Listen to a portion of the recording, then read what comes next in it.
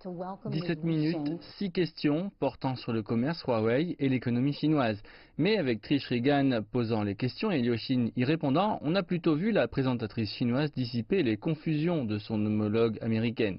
Regan a commencé à poser des questions sur l'évaluation globale du commerce. Il y a une forte possibilité qu'il y ait un accord commercial seulement si les États-Unis traitent le gouvernement chinois et l'équipe de négociation avec respect et montrent la volonté de discuter sans pression extérieure.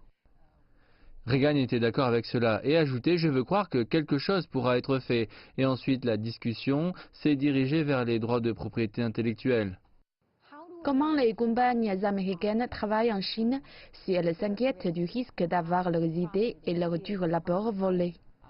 Je pense qu'il y a un consensus car sans la protection des droits de propriété intellectuelle, aucun pays, aucun individu ne peut être assez fort pour se développer. Il y a des compagnies aux États-Unis qui se poursuivent en justice tout le temps pour des violations des droits de propriété intellectuelle.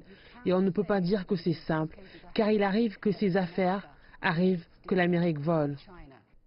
Quant aux tarifs, Trish a comparé les taux de la Chine avec ceux des États-Unis et a dit « éliminons-les tous ». Liu a bien accueilli l'idée, mais a souligné qu'il n'était pas uniquement question ici de la Chine et des États-Unis. Si vous n'aimez pas les lois, alors changeons les lois.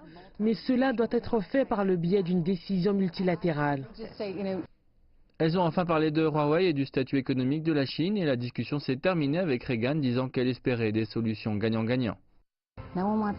Personne ne veut une guerre commerciale, mais nous devons réfléchir longtemps et beaucoup à la prochaine étape.